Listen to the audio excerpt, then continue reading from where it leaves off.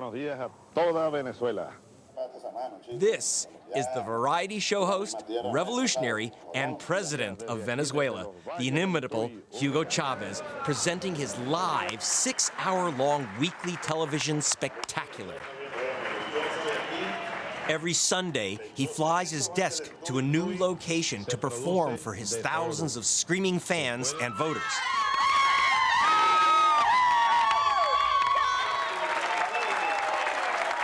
And now, this man Chavez is sitting on more oil than the king of Saudi Arabia.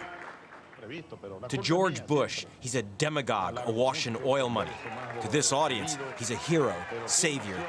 Cuando yo quieras devolver, no serás tú quien lo decida. And wannabe Frank Sinatra. Welcome to the latest edition of South American Idol.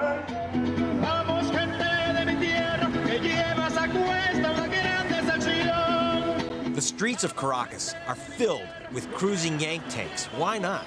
Petrol's cheaper than water, 3 pence a liter. You can fill up one of these beasts for about £1. Last time I was here in Venezuela, the president, Hugo Chavez, was in a bit of trouble. He'd just been kidnapped by the head of the Chamber of Commerce. The attempted coup, which was welcomed by the Bush administration, failed. Chavistas brought their man back in triumph, but the oil stopped flowing, leaving Venezuela's economy in ruins and Chavez's long-term survival in doubt.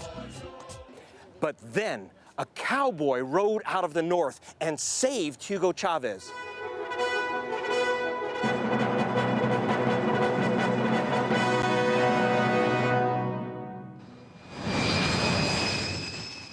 In 2003, George Bush invaded Iraq, and when mission accomplished became mission impossible, oil prices tripled.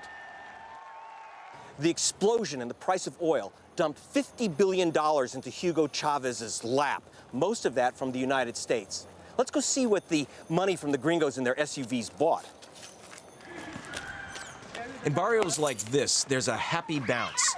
Chavez has finally tackled the health and education problems suffered by Venezuela's poor. He's imported 15,000 Cuban doctors and teachers, too. Before Chavez spread the oil wealth, 55% of the population lived in poverty, and now poverty's down by 1/3, and 1.5 million people have been taught to read. In this building, we found a new Cuban clinic, and I ran into a resident who picked up English while working in Trinidad. We are the only country on this planet that has so much, or have so many changes in the social aspect. Medical attention, free. We can never get free operations, x-rays, medicines, or education also. People who never knew how to read and write, now know how to sign their own papers and everything. Arturo Ferran invited me upstairs for a cold one. Is this something new? Chavez, he says, has changed the way oil money is handled. 10, 15 years ago, Carlos Perez, there was a lot of oil money here in Venezuela. The oil boom, we call it. Okay, here in Venezuela, there was a lot of money entering the country, but we didn't see it. Chavez has his opponents. Julio Borges is the leading opposition candidate in presidential elections to be held in December. He accepts that Chavez's populist policies have transformed Venezuela. Borges says his fellow oppositionists who won't take part in elections just don't get it. Chavez has said the old parties are defunct, are corrupt, are no good. Do you agree or disagree with him? Yeah, I think that the answer for Venezuela doesn't lie in the past. We are building a new generation, a new leadership, a renovation for the politics in Venezuela, and we believe that we have to move forward to the future. And we're done looking for the past. Rather than attack Chavez's popular spending at home, Borges takes aim at Chavez's spending abroad. The Chavez government has given out billions of dollars of your oil money to other Latin American governments to help them. Is that a good idea? No, we have denounced it, that this money has been transformed and should be transformed in jobs, security, social security in Venezuela. We have a slogan, very clear, Primero Venezuela, first Venezuela. We have many necessities in Venezuela, and President Chavez is not the owner of oil. The oil is for Venezuela and the Venezuelans. Hugo Chavez has called all the bankers of Latin America together, and when Chavez speaks, they listen.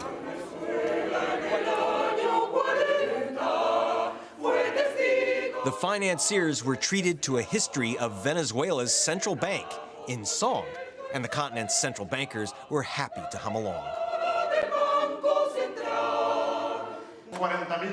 Chavez has handed out billions to their treasuries. He's spending way more than George Bush in Latin America. And here's the man who actually writes the checks, Chavez's central banker, a very popular guy. In fact, Chavez wants to completely eliminate the International Monetary Fund and replace it with an international humanitarian fund. I caught up with Mr. Checkbook. Can I get one more check, too? You're giving out checks to all these countries. Can I get a check? Okay. Thank you. Thank you. See you. Okay. Ecuador got $250 million. Brazil got $4 billion. Argentina got $4 billion. No wonder these guys showed up. Getting to see him wasn't a piece of cake. I drove around Caracas, waiting for a call from the Palast. Then, weirdly, I found myself a surprise guest on his weekly variety show. Chavez got to make fun of my turista Spanish. Hey, Greg, ¿cómo está tu español? Español, it's un atroz, pero just una pregunta. I tried again at the presidential palace. I just had to ask Chavez what his oil was going to cost us.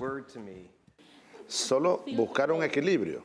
We're trying to find an equilibrium. The price of oil could remain at the low level of $50. That's a fair price. It's not a high price. Ese es un precio, yo creo que justo, ¿sabe? No es un precio alto. There's a good reason why Chavez is insisting on $50 a barrel. This is what the world's currently declared oil reserves look like, with most of the oil in the Middle East, especially Saudi Arabia. But at $50 a barrel, it becomes economic to exploit the world's vast undeclared reserves of heavy oil, and the picture changes radically.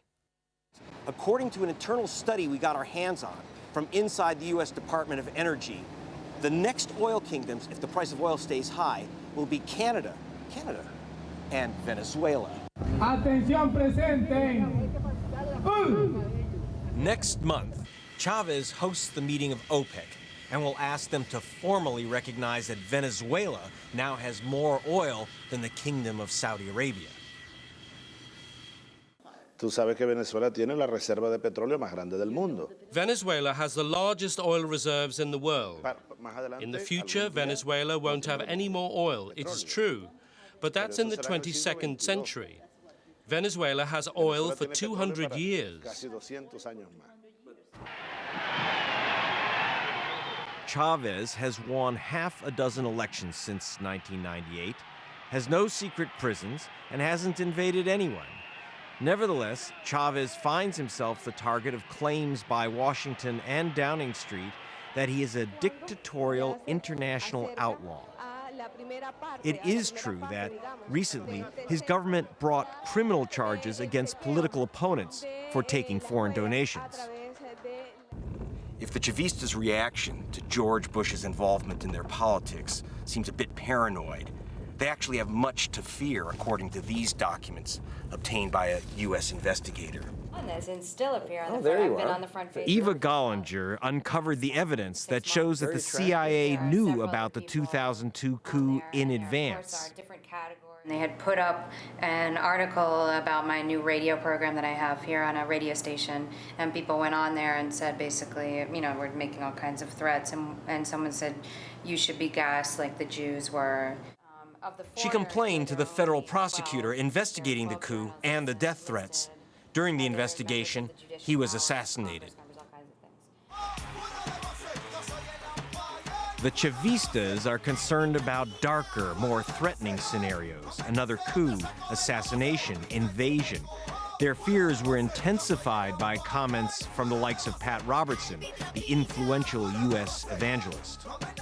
We have the ability to take him out, and I think the time has come that we exercise that ability. We don't need another $200 billion war to get rid of one, strong-armed dictator. It's a whole lot easier to have some of the covert operatives do the job and then get it over with. Chavez says he's armed and ready for any threat. He showed me the sword of Simón Bolívar, the man who liberated South America from Spanish imperialism. He's even preparing for an American invasion. But does he really think this will happen? I pray God this will not happen, because US soldiers will bite the dust here, will die here, and we will die as well. Venezuelans will die as well. However, they will never succeed in dominating us. A 100-year war will start here if they ever dare. The US people should know that if this happens, there will be no oil for anyone. No habrá petróleo para nadie. Parece al de Dick Tracy. Trying to steal my hat. Dick Tracy. ¿Te parece a Dick? George Bush may dismiss him as a demagogue and show-off. Agarré. There you go. Cuesta abajo en mi rodada. I like it. Gracias. But for Bush, the show may be over once Chavez is crowned king of oil. Gracias, hermano. Muchas gracias. Thank you very much. Good luck.